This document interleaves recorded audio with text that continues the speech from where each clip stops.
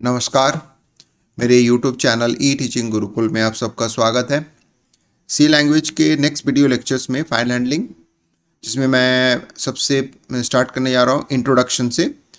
तो file handling एक बहुत ही इम्पॉर्टेंट बेसिक जो कंसेप्ट होता है सी लैंग्वेज में, जब हम सारे प्रोग्रामिंग सीख लेते हैं, सारे डिफरेंट काइंड ऑफ स्टेटमेंट सीख लेते हैं, तो फाइनली डेटाबेस से अगर हम हैंडलिंग करते हैं तो डेटाबेस मतलब है कि एक्सटर्नल डिवाइसेस से जब हम इंटरेक्ट करते हैं अपने प्रोग्रामिंग के थ्रू, तो हमारे पास एक ही ऑप्शन होता है, वो है फाइल हैंडलिंग।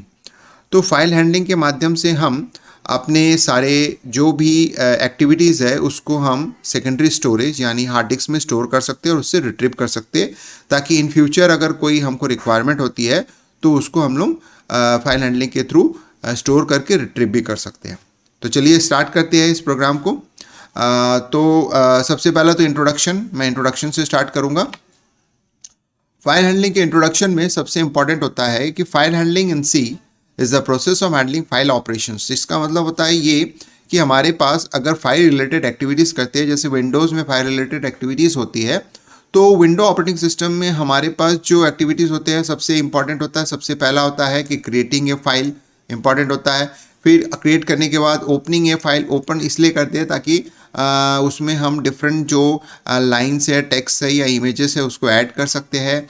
फिर उसके बाद ओपन करने के बाद उसमें हमारे पास राइटिंग एक्टिविटीज़ होती है। राइटिंग होने के बाद हम जब उसको सेव करके स्टोर कर देते हैं, तो इन फ्यूचर में जब हम उसको रीड करना चाहते हैं तो रीडिंग एक्टिविटीज़ भी परफॉर्म कर सकते हैं। दूसरी बात, अगर हमने फाइल को क्रिएट करते समय किसी नाम से हमने उसको क्रिएट किया है तो इट कैन बी चेंज, उसको हम रीनेम कर सकते हैं। एज वेल एज जब हमारा उस फाइल से कोई रिलेशन नहीं आता है या हमको उसको अपने हार्ड डिस्क से हटाना होता है तो डिलीट भी कर सकते हैं। So all that kind of information, यानी ये जो भी प्रोसेस है इसको हम सी लैंग्वेज के थ्रू डिफरेंट काइंड ऑफ जो ऑपरेशंस होते हैं उसको हम परफॉर्म कर सकते हैं। अब आते हैं कि with the help of this function, यानी ये जो डिफरेंट काइंड ऑफ ऑपरेशन जैसे क्रिएटिंग, ओपनिंग, राइटिंग डेटा, ये सारे जो फंक्शंस होते हैं इसके थ्रू जो होता है we can perform file operation to store and retrieve the data in and from the file in our program. तो इसका मतलब होता है कि फाइल के माध्यम से इन सारे जो भी इंफॉर्मेशन है, वाट एवर इन्फॉर्मेशन जो होता है, हम उसमें अपने डेटा को फाइल के माध्यम से स्टोर कर सकते हैं और इन फ्यूचर में उसको रिट्रीव कर सकते हैं। चलिए नेक्स्ट आते हैं, हमको फाइल हैंडलिंग की ज़रूरत क्यों पड़ी सी में। What is the need of this file handling.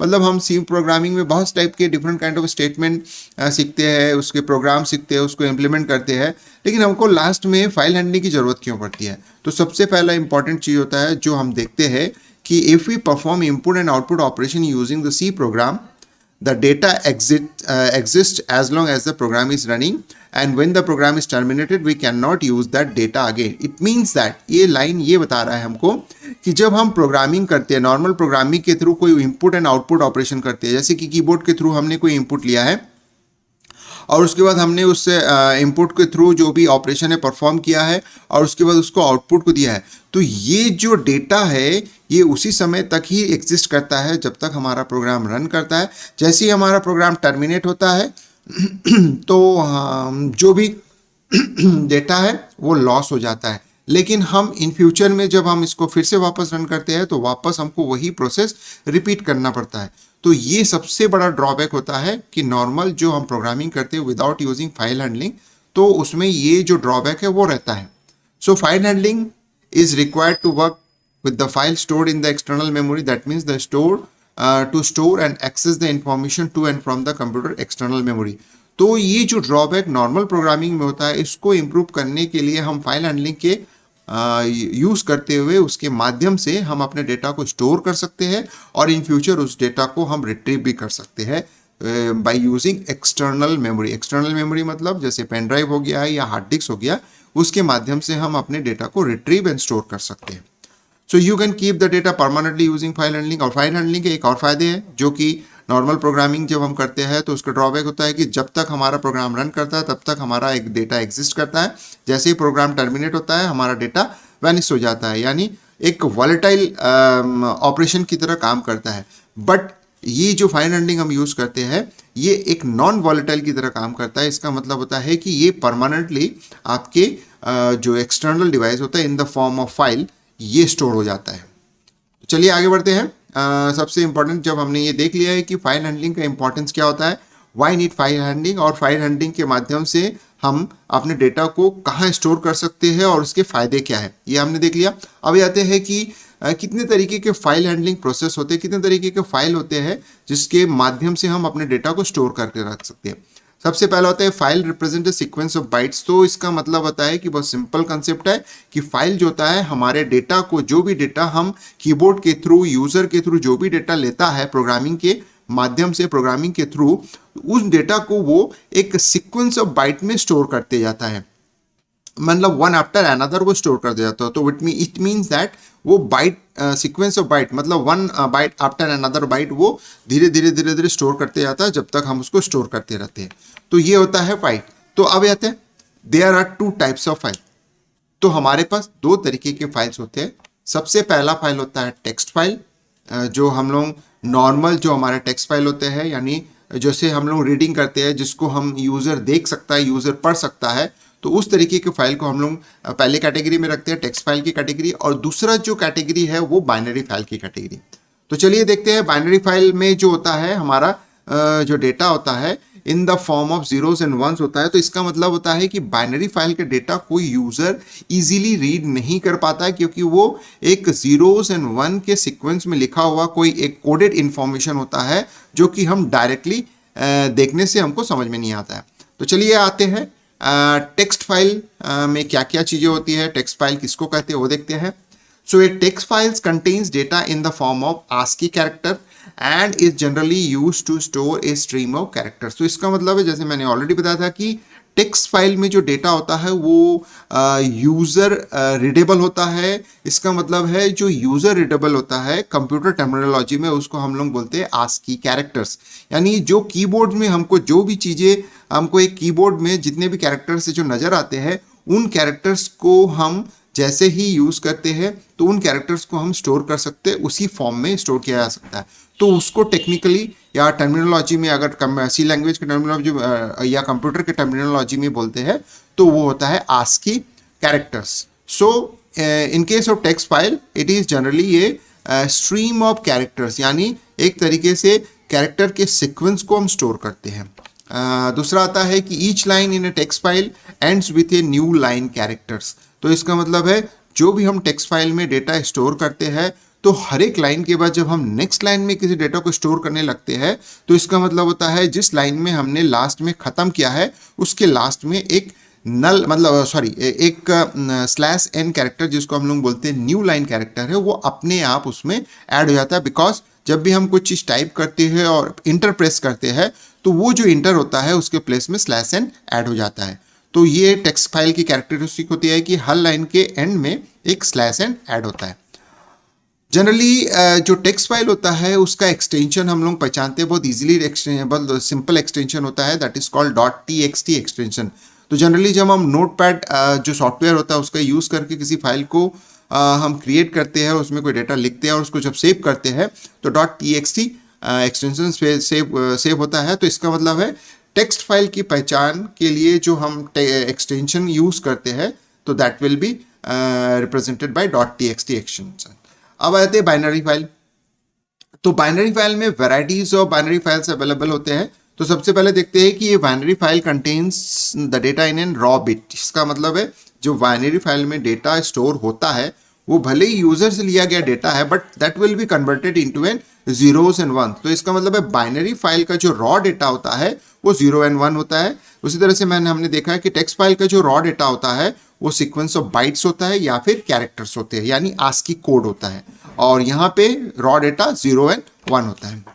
Different application programs have different way to represent bits and bytes and use different file format. तो इसका मतलब होता है कि अगर हम बाइनरी फाइल की बात करते हैं तो इसका जो एरिया होता है वो बहुत वास्ट होता है। बहुत तरीके के हमारे पास एप्लीकेशन होते हैं।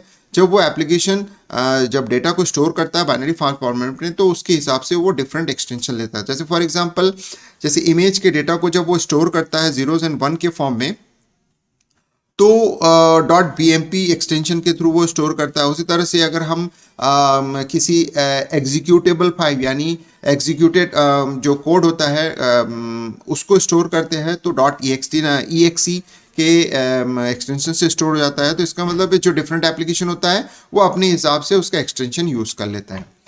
द इमेज, जैसे मैंने अभी बताया, इमेज फाइल में जैसे दो तरीके का .png, .jpg या एग्जीक्यूटेबल फाइल की बात करते हैं, .exe या .com, ये जब स्टोर करता है तो उस हिसाब से, उस एक्सटेंशन के हिसाब से वो एप्लीकेशन जो होता है उसके साथ एसोसिएट होके काम करता है।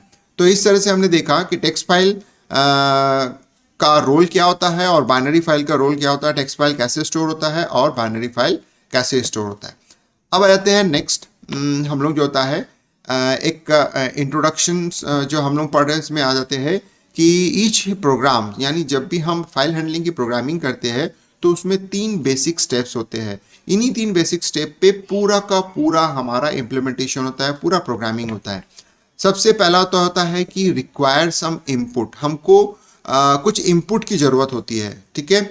दूसरा जो होता है perform manipulation over imported data, तो इसका मतलब है जैसे ऑलरेडी मैंने बताया था बेसिक प्रोग्रामिंग में हम स्कैनएप के थ्रू इनपुट लेते हैं और इनपुट लेने के बाद हम उसमें ऑपरेशन परफॉर्म करते हैं, that is known as a manipulation over the inputted, यानी हम जो इनपुट लिए हैं उसमें कुछ मैनिपुलेशन करते हैं और उसके बाद जो होता है प्रोड्यूस रिक्वायर्ड आउटपुट, उसके बाद जो होता है उसके आउटपुट हम प्रोड्यूस करते हैं। तो इसमें एक सिंपल से एग्जाम्पल से मैं समझाना चाहूँगा। जैसे मैं एक प्रोग्राम बनाना चाहता हूँ जिसमें कि 2 नंबर को इनपुट लेना है और उसके एडिशन को प्रिंट करना है। तो इसका मतलब है इसमें 3 स्टेप हमको रिक्वायर्ड होता है, यानी हर एक प्रोग्राम में जो भी हम प्रोग्रामिंग करते हैं उसमें 3 स्टेप इंपॉर्टेंट होता है। पहला इनपुट, तो इसका मतलब है हमने इनपुट में 2 नंबर लिया है, और दूसरा होता है मैनिपुलेशन। मैनिपुलेशन का मतलब होता है कि जो हमने इनपुट लिया है उन 2 नंबर को ऐड करना है। जैसे फॉर एग्जांपल हमने 2 नंबर को इनपुट लिया है, 2 वेरिएबल में इनपुट लिया है ए एंड बी। अब इन 2 ए एंड बी को मैनिपुलेट करना है। इट मीन्स हमारा जो यहाँ मैनिपुलेशन है वो एडिशन ऑफ द 2 नंबर, तो इसका मतलब है ए प्लस बी मैंने मैनिपुलेशन के फॉर्म में लिया है। उसके बाद जो ए प्लस बी होने के बाद जो रिजल्ट आएगा that will be our required output, तो इसका मतलब होता है उस आउटपुट को हम प्रोड्यूस करेंगे। तो ये 3 स्टेप इंपॉर्टेंट होता है। तो सबसे पहला जाते हैं इनपुट क्या होता है। तो जनरली हम इनपुट जो हमारे जनरल प्रोग्रामिंग होते हैं तो उसमें इनपुट हम स्टैंडर्ड इनपुट डिवाइस को मानते हैं, यानी keyboard. So by the use of library function. अभी हम लोग फाइल हैंडलिंग की बात नहीं कर रहे, हम लोग फाइल हैंडलिंग के लिए जो रिक्वायरमेंट है उसके लिए हम जो पहले पढ़ते हैं उस चीज़ के बारे में बात कर रहे हैं, दैट इज कॉल्ड, हमारा जो इनपुट होता है वो स्टैंडर्ड इनपुट से लेते हैं। अब जो स्टैंडर्ड इनपुट डिवाइस होता है, जो कीवर्ड होता है, उससे इनपुट लेने के लिए हमारे पास सी लैंग्वेज में 3 well known pre defined function होते हैं जिसको हम लोग लाइब्रेरी फंक्शंस बोलते हैं। तो ये जो 3 वेल नोन हमारे पास फंक्शन होता है, सबसे पहला स्कैनएप। स्कैनएप का यूज़ करके हम किसी भी तरीके के वैल्यूज़ को ले सकते हैं, जैसे इंटीजर, फ्लोट, कैरेक्टर, सारे वैल्यूज़ को ले सकते हैं। जैसे बेसिक डेटा टाइप्स होते हैं, सारे टाइप के ऑपरेशन परफॉर्म करने के लिए स्कैनएप का यूज़ कर सकते हैं। गेट कैर का यूज़ जनरली हम कैरेक्टर डेटा को इनपुट करने के लिए करते हैं, यानी न्यूमेरिकल डेटा इसमें एप्लीकेबल नहीं होता है। और तीसरा जो होता है वो गेटेस। गेटेस जो होता है वो स्ट्रिंग, यानी एक लाइन ऑफ कैरेक्टर या सीक्वेंस ऑफ कैरेक्टर को, यानी आप ग्रुप ऑफ कैरेक्टर को एक साथ लेने के लिए गेटेस का यूज़ करते हैं। तो इस तरह से हमारे पास जो 3 वेल डिफाइंड जो वेल नोन फंक्शंस है इनपुट करने के लिए होता है। और दूसरा आता है आउटपुट। तो आउटपुट के लिए हमारे पास होता है कि थ्रू स्टैंडर्ड आउटपुट, जिसको हम लोग मॉनिटर बोलते हैं, तो आउटपुट डिवाइस यानी मॉनिटर में अपने डेटा को, यानी मैनिपुलेटेड डेटा है उसको शो करने के लिए again with respect to the input function हमारे पास करस्पॉन्डिंग आउटपुट फंक्शन भी है। जैसे स्कैनएप के थ्रू हम इनपुट लेते हैं तो स्कैनएप के कैटेगरी में ही आउटपुट के लिए प्रिंटएफ होता है। गेट कैर के कैटेगरी में उसके करस्पॉन्डिंग जो आउटपुट फंक्शन होता है वो पुट कैर होता है, और गेटेस के रिस्पेक्ट में हमारे पास पुटेस होता है। तो इस तरह से हम देखते हैं कि इनपुट जो फर्स्ट रिक्वायरमेंट है और आउटपुट जो लास्ट रिक्वायरमेंट है, इसके लिए हमारे पास वेल डिफाइंड फंक्शन होता है। बट मैनिपुलेशन करने के लिए आपके पास बहुत सिंपल ऑपरेशन है, इसलिए मैनिपुलेशन के लिए हमको बताने की जरूरत नहीं है कि मैनिपुलेशन कैसे होता है। मैनिपुलेशन में सारे all the kind of arithmetic operation, logical operation जो भी होता है वो मैनिपुलेशन की कैटेगरी में आ जाता है। तो इस तरह से हमने देखा कि एक इनपुट होता है और एक आउटपुट होता है।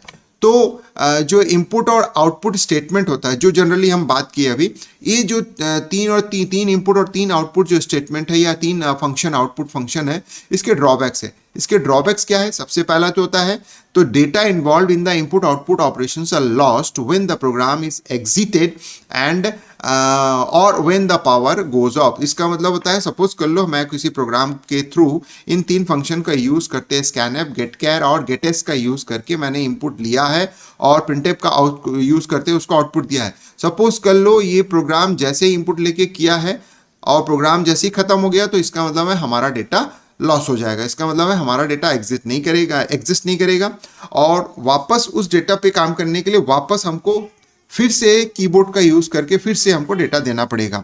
तो ये तो पहला केस हो गया। दूसरा, अगर मान लो काम करते हमने इनपुट लिया और इनपुट लेने के बाद जैसे ही उसको रन करने की कोशिश किया तो हमारा पावर ऑफ हो गया, तो इसका मतलब है हमको आउटपुट भी नहीं मिलेगा। तो इसका मतलब होता है अगेन उस प्रोग्राम को रन करना पड़ेगा, फिर से इनपुट लेना पड़ेगा, फिर से आउटपुट। तो इसका मतलब ये सबसे बड़ा ड्रॉबैक होता है अगर हम नॉर्मल इनपुट आउटपुट ऑपरेशन में काम करते हैं। तो this scheme is definitely not ideal for program which involve voluminous data. तो इसका मतलब है छोटे पैमाने पे या स्मॉल स्केल पे अगर आप काम करते हैं, एक या दो डेटा पे काम करते हो, तो ये अफोर्डेबल है, यानी इसका यूज़ करके आपको ज़्यादा लॉस नहीं होता, ज़्यादा नुकसान नहीं होता है और इसको बार बार रन करके आपको परेशानी नहीं होता है। लेकिन सपोज कर लो ऐसा ही अगर हंड्रेड्स ऑफ डेटास, यानी बहुत ज़्यादा बड़े डेटा पे अगर आप इनपुट करते हो और मैनिपुलेशन करके आउटपुट करने जाते हो और उसी बीच आपका अगर करंट चले जाता है तो आपको कितनी परेशानी होती होगी कि वापस उस 100 डेटा को आपको फिर से इनपुट करना है, फिर से उसके बाद। तो ये जो होता है बहुत ज़्यादा डेटा के लिए ये जो स्कीम है जिसमें हम स्टैंडर्ड इनपुट एंड आउटपुट का यूज़ करते हैं, ये सुटेबल नहीं है, ये वैल्यूएबल नहीं है। तो इसी चीज को ड्रॉ करने के लिए हमारे पास जो परमानेंट सॉल्यूशन है, परमानेंट कंसेप्ट आता है, उसको हम लोग बोलते हैं फाइल इनपुट एंड आउटपुट। तो the disadvantages of standard input and output is overcome by the concept of file input output. तो इसका मतलब है whatever the standard input output concept are there, जो हमारे पास इम्प्लीमेंटेशन होते हैं, जो हमारे पास जो स्टेटमेंट्स है स्टैंडर्ड इनपुट एंड आउटपुट के लिए, जिसमें प्रोग्रामिंग के थ्रू इनपुट करते हुए प्रोग्राम खत्म होने तक उसका आउटपुट होके वो वैनिश हो जाता है, तो इतने छोटे पैमाने के लिए ठीक है, बट ये लॉन्ग टर्म के लिए बढ़िया काम नहीं करता है। तो इस चीज को ओवरकम किया गया है, that will be overcome by the file input output. So file input output की जब हम बात करते हैं तो उसके वेरियस ऑपरेशंस होते हैं। तो वन बाय वन सारे ऑपरेशन को देख लेते हैं क्या क्या होता है। सबसे पहला होता है कि फाइल में अगर रीडिंग एंड राइटिंग ऑपरेशंस करना है, यानी परमानेंटली उसमें डेटा को स्टोर करना है और डेटा परमानेंटली स्टोर डेटा को रिट्रीव करना है, तो सबसे पहला तो ऑपरेशन होता है कि उस फाइल को ओपन करना। दूसरा रीडिंग फ्रॉम ए फाइल। तो इसका मतलब होता है कि अगर आपने फाइल को ओपन किया है तो उससे आप रीडिंग भी करना है, तो रीडिंग ऑपरेशन आपको करना पड़ेगा। उसी तरह से एज वेल एज फाइल को ओपन करने के बाद राइटिंग ऑपरेशन भी आप परफॉर्म कर सकते हो, ये भी एक ऑपरेशन है। एक खास ऑपरेशन होता है अपेंडिंग। अपेंडिंग में ये होता है कि वन काइंड ऑफ इसमें राइटिंग ही होता है, but at the end of the file वो राइटिंग स्टार्ट करता है। तो adding to the end of the file, whatever you are going to be write that will be added after the last character of the previous file, यानी previous जो आपने file open किए थे और उसमें जो भी आपने राइट किया था उसको अपेंड करता है। दूसरा ये है अपडेटिंग ए फाइल। अपडेटिंग ए फाइल का कंसेप्ट ये है कि सपोज कर लो आपने किसी डेटा को लिखा है और उस कैरेक्टर को या उस वर्ड को अगर आप रिप्लेस करना चाहते हो तो that will call updating. Deleting A file, suppose कर लो आपको उस फाइल की जरूरत नहीं है तो डिलीट कर सकते हो। तो इसका मतलब है ये जो हमारे पास ऑपरेशंस है। नेक्स्ट ऑपरेशन जो होता है रीनेमिंग ए फाइल। सपोज कर लो आपको नाम बदलना हो तो उस नाम को आप बदल सकते हो। और सबसे इंपॉर्टेंट है लास्ट में, जैसे आपने ओपन किया है तो आप उस तरह से फाइल का जो दरवाजा है उसको क्लोज कर दीजिए। जैसे ही आप फाइल को क्लोज करेंगे उसमें ना रीडिंग होगा, ना राइटिंग होगा, ना अपडेटिंग होगा, ना ही उसमें कोई अपेंडिंग ऑपरेशन होगा। तो इसका मतलब है ओपनिंग्स करने के बाद उसको क्लोजिंग करना है इन बिटवीन। तो there are 8 type of different kind of file operation can be perform. ये हम फाइल इनपुट आउटपुट के थ्रू कर सकते हैं। तो सबसे पहला आ जाते हैं कि ओपनिंग ए फाइल। ओपनिंग ए फाइल बहुत सिंपल होता है, उसमें बहुत सिंपल स्टेटमेंट होता है। जैसे कि हम जो सी लैंग्वेज में जब हम ओपनिंग ए फाइल करते हैं तो हमारे पास जो फाइल होता है वो एफ ओपन नाम के एक फंक्शन के थ्रू होता है। तो बहुत सिंपल सिंटेक्स होता है, आप देख सकते हो इसका जो सिंटेक्स होता है। इसमें हम दो इम्पॉर्टेंट पार्ट होते हैं। एफ ओपन में, और ये जो होता है वो एक फाइल पॉइंटर के थ्रू होता है, यानी प्रोग्रामिंग के थ्रू हम और इसको डिटेल में देखेंगे कि एफपी को डिक्लेयर कैसे करते हैं। और इसमें तो जब भी हम ओपन करते हैं, अगर ये सक्सेसफुली ओपन करता है तो उस फाइल का एक पॉइंटर यहाँ पे एफपी में स्टोर कर देता है ये। अब सबसे इंपॉर्टेंट आता है कि इसमें दो पैरामीटर्स यूज होते हैं। पहला पैरामीटर से फाइल नेम और दूसरा पैरामीटर से ओपनिंग, यानी मोड ऑफ ओपनिंग, यानी किस मोड में आप उसको ओपनिंग करना चाहते हो। तो बेसिकली दो ही मोड होते हैं, नहीं सॉरी तीन मोड होते हैं, एक रीडिंग मोड, एक राइटिंग मोड और एक अपेंडिंग मोड। तो चलिए देखते हैं कि फाइल नेम का यूज क्या होता है। If the name of the file being open, तो इसका मतलब होता है कि फाइल नेम में हम उस फाइल का नाम लिखते हैं जिसको हम ओपन करना चाहते हैं, चाहे वो तीनों में से कोई भी एक मोड हो, उससे कोई मतलब नहीं है, बट हम ओपन करना चाहते हैं उस फाइल का नाम लेते हैं। अब ये फाइल नेम में कुछ मजेदार बातें भी है कि इसमें अगर आप सीधा सीधा आप नाम लिखते हो तो वो करेंट डायरेक्टरी में, जिस डायरेक्टरी में आपका प्रोग्राम रन कर रहा है उस करेंट डायरेक्टरी से उस फाइल को देखता है और कहीं भी नहीं देखता है। इसमें दूसरा ऑप्शन ये होता है कि आप इसमें पाथ के थ्रू भी फाइल का नाम दे सकते हो। दूसरा होता है मोड, यानी mode of opening. Mode of opening is a character string, यानी एक तरीके से एक स्मॉल कैरेक्टर स्ट्रिंग होता है। एक्चुअली जो भी चीजें हम लिखते हैं यहाँ पे आपको ध्यान देना पड़ेगा कि हम इसको डबल कोट्स के अंदर ही लिखते हैं। इसका मतलब होता है ये दोनों पैरामीटर जो होता है वो स्ट्रिंग इनपुट यानी स्ट्रिंग पैरामीटर लेता है, ना कि कैरेक्टर पैरामीटर। तो इस तरह इसका मतलब है जब आप प्रोग्रामिंग करेंगे और जब आप ओपनिंग करेंगे तो इन दोनों पैरामीटर को डबल कोट्स के अंदर ही लिखना पड़ेगा। तो mode of opening is a character string जो कि उसके अंदर लिखना पड़ते हैं। और उसके बाद जब हमारा काम होता है तो थर्ड जो हमारे पास इंपॉर्टेंट पार्ट, क्योंकि F open is a function, इसमें तीन पार्ट होते हैं, दो पैरामीटर और एक जो रिटर्न वैल्यू होता है। तो F P is a pointer to a file type. तो ये आपका जो फाइल टाइप होता है ये एक कीवर्ड होता है जिसका यूज करके हम एफ पी को डिक्लेयर करते हैं। तो एक फाइल टाइप होता है जो कि उस रिप्रेजेंटेटिव होता है, यानी जो फाइल ओपन होता है उसका रिप्रेजेंटेशन करता है। इसका मतलब है उससे अगर आपको डेटा रिट्रीव करने है, उसमें कोई डेटा राइट करना है तो आपको एफपी का यूज करके करना पड़ेगा। इसका मतलब होता है कि एफपी जो होता है वो उस फाइल का रिप्रेजेंटर होता है। अब यह आता है कि आपने ये ओपन कर लिया है। ओपन करने के बाद जो ओपन करने के जो डिफरेंट कंपलसरी रिक्वायरमेंट या नेसेसरी जो चीज़ें होता है वो होता है डबल कोट्स के अंदर फाइल नेम को लिखना, डबल कोट्स के अंदर मोड ऑफ ओपनिंग को लिखना है, और तीसरा होता है एफपी एक फाइल पॉइंटर होता है जो कि उस फाइल का रिप्रेजेंटर होता है, उसको भी आपको इक्वल टू में लिखना पड़ता है। अब आ जाते हैं कि जैसे सपोज कर लो आपको पूरा काम हो गया तो फाइल को क्लोज करना है। तो फाइल को क्लोज करने के लिए एफ क्लोज नाम का एक फंक्शन होता है और उसको यूज करने का तरीका आप देख सकते हैं कि एफ क्लोज और ब्रैकेट के अंदर जो होता है आप एफपी। तो इसका मतलब एफ क्लोज के अंदर यहाँ पे जो पैरामीटर होता है वो सीधा सीधा फाइल पॉइंटर होता है और उस जो रिप्रेजेंटर होता है उसके दरवाजे को वो क्लोज कर देता है। तो इस तरह से हमने देखा है कि ओपनिंग एंड क्लोजिंग ये फाइल किस तरह से होता है। जो दो इंपॉर्टेंट ऑपरेशन होता है, पहला और लास्ट यानी 8th ऑपरेशन। तो ये जो होता है डिफरेंट मोड ऑफ ओपनिंग है। इस डिफरेंट मोड ऑफ ओपनिंग के थ्रू मैं इस वीडियो को खत्म करने जा रहा हूं। तो आप देख सकते हैं कि सबसे पहला तो होता है राइट मोड W। इसमें क्या होता है, to create a text file if the file already exist. अगर आप W मोड को लेके यानी W मोड को डबल कोट्स में लिख के सेकेंड पैरामीटर में आप F ओपन में जैसे ही प्रेजेंट करते हो, रिप्रेजेंट करते हो या लिखते हो तो वो पहले तो देखता है कि फाइल एग्जिस्ट कर रहा है या नहीं। If the file already exist so it contents are destroy, तो इसके अंदर के कंटेंट्स को वो डिस्ट्रॉय कर देगा, अदरवाइज नया फाइल क्रिएट करके फाइल पॉइंटर रिटर्न करेगा। दूसरा रीडेबल मोड में अगर आप ओपन करते हो तो रीडेबल मोड में ओपन करने से सीधा सीधा जो होता है फाइल एग्जिस्ट होगा तो वो ओपन कर देगा, यानी एक फाइल पॉइंटर रिप्रेजेंटेटिव बना के भेज देगा, अदरवाइज वो एक एरर मैसेज शो करेगा कि file does not exist. Simple सी बात है। तीसरा अपेंडिंग। अपेंडिंग में होता है कि to open a text file for appending if the file does not exist it created if possible. तो इसका मतलब होता है कि अगर फाइल एग्जिस्ट करेगा तो वो ओपन करके उसका cursor and of the line में चले जाएगा और वहां से वो लिखना शुरू करेगा, और सपोज को लो एग्जिस्ट नहीं करता है तो एक नया फाइल बना के वो सामने प्रेजेंट कर देगा।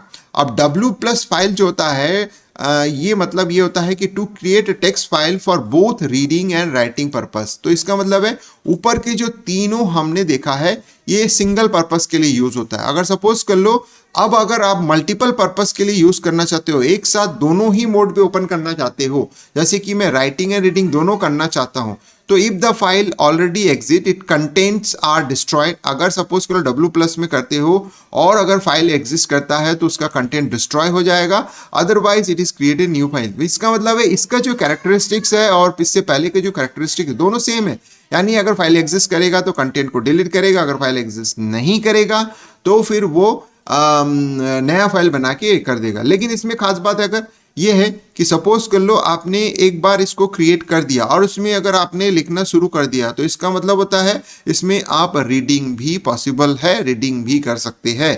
तो इसका मतलब होता है कि इसको अलग से रीडिंग मोड में ना ओपन करके आप उसी में ही चलते हुए राइटिंग करते हुए वापस उसमें से डेटा को रीड कर सकते हो, ये खास बात होता है। राइट प्लस में हमारे पास होता है कि to open a text file both reading and writing. तो इसका मतलब है अगर रीडिंग पर्पस के लिए ओपन करते हैं R+ के थ्रू तो वो नया नहीं क्रिएट करेगा, ऑलरेडी एग्जिस्टिंग फाइल को वो ओपन कर देगा। अगर नहीं होगा तो डेफिनेटली वो एरर मैसेज शो करेगा कि फाइल डज नॉट एग्जिस्ट। अगर एग्जिस्ट करता है तो ओपन करेगा, तो ओपन करने के बाद उसमें दोनों तरीके के ऑपरेशन करने की फैसिलिटी यानी पावर आ जाएगा, यानी उसमें आप रीड भी कर सकते हो एज वेल एज उसके थ्रू आप राइट भी कर सकते हो। इसका मतलब होता है अलग से राइट में ओपन करने की आपको जरूरत नहीं है अगर A+ करते हो। A+ करते हो to open the text file for reading and appending, तो इसका मतलब है उसमें रीड कर सकते हो और साथ में अगर आपको राइट करना है तो उसमें आप अपेंडिंग कर सकते हो। इसका मतलब होता है if the file already exist तो इट कंटेंट्स आर